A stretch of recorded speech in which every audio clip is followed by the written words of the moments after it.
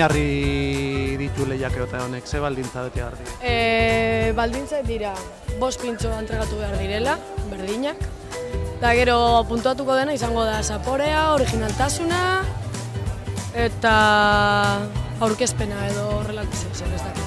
Horren beste jaietako horren beste egunik garota kuadrilla kapazak izaten dira pintxo onak egiteko edo?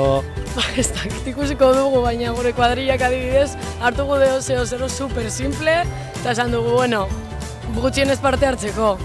Baina bai, ikusten da jendeen aurpegiak, gandlea galdetzen.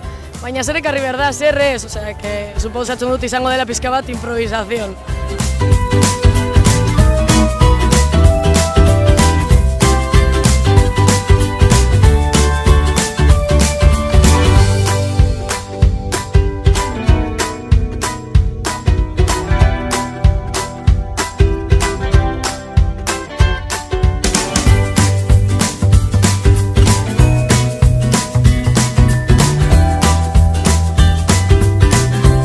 Pintxo lehiaketari dagokienez, ze aurkezteko asmoa dekozue edo?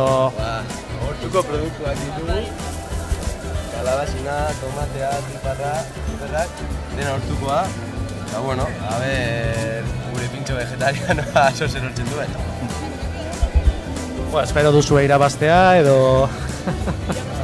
Baina, bigarren postua edo hirugarrena, bueno, afariari joatea, bai.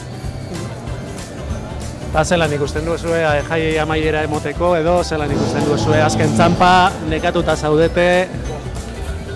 Baina oso nekatuta, gainera ointxe bertan, goiza dela, super nekatuta, bueno.